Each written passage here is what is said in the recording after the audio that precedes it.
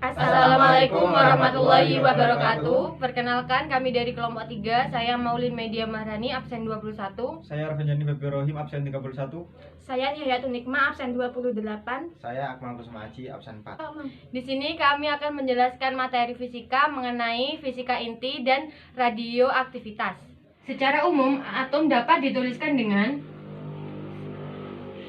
X, A, Z, di mana X adalah nama unsur atom dan Z adalah nomor atom di mana dinyatakan jumlah elektron dan jumlah proton. Sedangkan A, nomor massa, menyatakan jumlah proton dan neutron.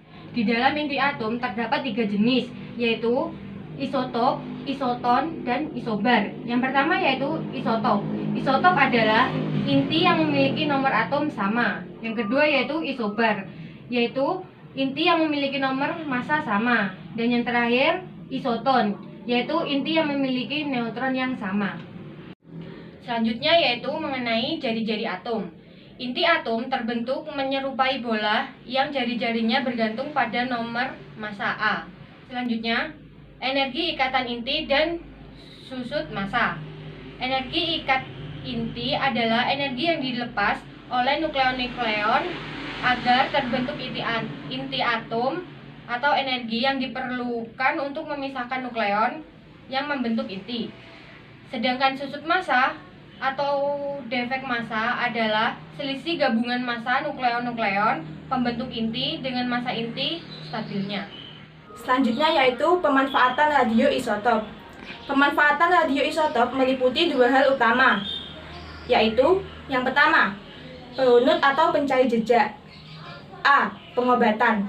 Dalam teknik perunut radioaktif, sejumlah unsur yang mengandung radioisotop yang akan dirunut dimasukkan ke dalam tubuh, biasanya dengan menyuntik. B. Industri. Bidang dalam industri, misalnya untuk mendeteksi kebocoran untuk pipa penyalur minyak atau gas, dapat dirunut dengan menyuntikkan sejumlah radioisotop ke dalam saluran pipa. Yang kedua, pemanfaatan radioisotop berdasarkan sifat radiasinya. A. Pengobatan. Sifat radiasi radioisotop dimanfaatkan dalam dunia pengobatan untuk membunuh sel kanker. Penggunaan radioisotop untuk membunuh sel kanker disebut radioterapi. B. Penentuan umur dengan radioaktif. Selanjutnya, reaksi inti. Energi reaksi. Peluruhan inti atom menjadi inti atom lain secara ilmiah disebut reaksi inti. Berbeda dengan reaksi kimia yang hanya melibatkan elektron valensi. Dalam reaksi inti, yang terlibat adalah inti atom.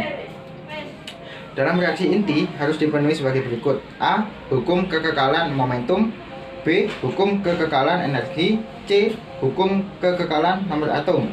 D. Hukum kekekalan nomor massa. Reaksi fisi. Fisi adalah peristiwa pecahnya inti berat menjadi 2 inti sedang. Fisi dapat dilakukan pada beberapa inti berat dengan cara menembak dengan partikel alfa, proton, neutron, dan sinar gamma. 3. Reaksi berantai. Untuk menghasilkan reaksi berantai tidaklah mudah karena diperlukan persyaratan tertentu. Syarat tersebut adalah sebagai berikut. 1. Uranium yang digunakan adalah 235U, yang dalam uranium alam hanya mengandung 0,718%. B. Neutron yang digunakan untuk menembak harus memiliki energi yang cukup. 4. Reaksi fusi. Fusi adalah peristiwa penggabungan 2 buah inti ringan menghasilkan inti yang lebih berat dan partikel elementer disertai pelepasan sejumlah energi. Reaksi disebut juga reaksi termonuklir. Hal ini disebabkan karena pada reaksi fusi memerlukan energi yang lebih tinggi atau terjadi pada suhu yang sangat tinggi. Radioaktif. Radioaktif adalah unsur yang dapat memancarkan radiasi secara spontan, sedangkan radiasi dari peristiwa ini dikenal dengan sinar radioaktivitas. 1. Stabilitas inti. Inti berat akan stabil jika jumlah neutron lebih banyak dari jumlah proton. Jumlah neutron yang harus dimiliki inti berat agar stabil kira-kira 1,5 kali jumlah proton. Sifat-sifat sinar radioaktif. A. Sinar alfa. Sinar alfa merupakan pancaran partikel alfa berupa inti helium yang bermuatan +2e dan bermassa 4 SMA. B. 2. Sinar alfa dapat menghitamkan pelat film dengan jejak berupa garis lurus. 3. Radiasi sinar alfa mempunyai daya tembus paling lemah di antara radiasi sinar radioaktif yang lain, yaitu kira-kira dapat menjangkau beberapa sentimeter di udara dan sekitar 10⁻²mm di logam tipis. 4. Daya ionisasinya paling kuat dibandingkan sinar beta dan gamma. 5. Dibelokkan dalam medan magnet maupun medan listrik. 6. Kecepatan yang dimiliki partikel alfa berkisar antara 0,054 coulomb sampai 0,07 coulomb. B. Sinar beta. 1. Sinar beta dihasilkan dari pancaran partikel beta yang merupakan elektron kecepatan tinggi. Muatan partikel ini adalah 1 elektron dan massa yang dimiliki sama dengan massa elektron. 2. Daya tembus yang dimiliki lebih besar daripada sinar alfa, tetapi lebih kecil dari sinar gamma. 3. Dibelokkan dalam medan magnet maupun medan listrik. 4. Kecepatan partikel ini antara 0,32 hingga 0,9 kali kecepatan cahaya. 5. Jejak partikel acak karena hamburan yang dialaminya di dalam atom. 6. Jangkauannya lebih besar daripada sinar alfa, kira-kira beberapa sentimeter di udara. C. Sinar gamma. 1. Sinar gamma merupakan radiasi gelombang elektromagnet dengan energi yang tinggi atau panjang gelombang yang sangat pendek. 2. Tidak dibelokkan dalam medan magnet maupun medan listrik. 3. Kecepatan yang dimiliki sama dengan kecepatan cahaya. 4. Mempunyai daya tembus paling besar tetapi daya ionisasi paling kecil. Selanjutnya yaitu peluruhan. Peluruhan adalah proses pemancaran sinar radioaktif hingga berbentuk inti lain yang stabil.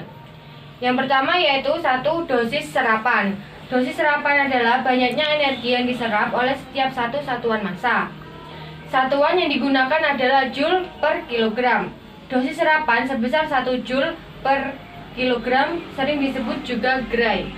Yang kedua yaitu waktu paruh.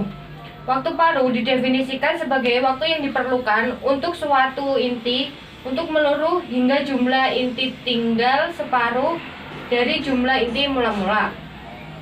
Contoh soal. Perhatikan gambar grafik peluruhan berikut.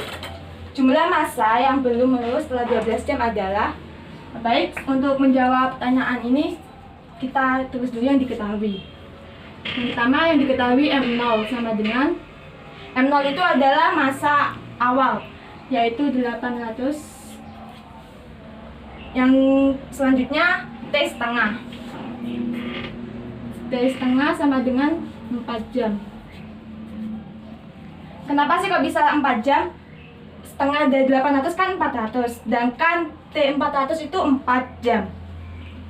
Yang selanjutnya T sama dengan, di sini waktunya diketahui 12 jam, jadi T sama dengan 12 jam.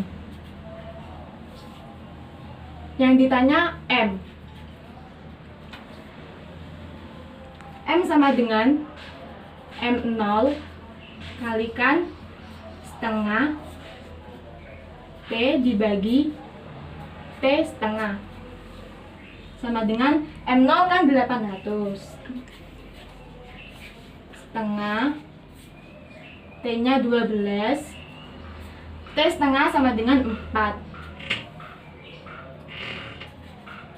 800 setengah 12 dibagi 4 3. 800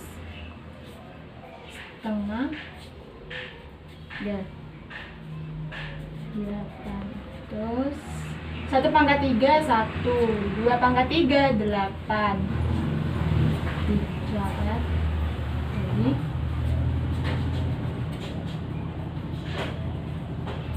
Jadi hasil M sama dengan 100 gram. Cukup sekian yang dapat kami sampaikan, kurang lebihnya mohon maaf. Wassalamualaikum warahmatullahi wabarakatuh.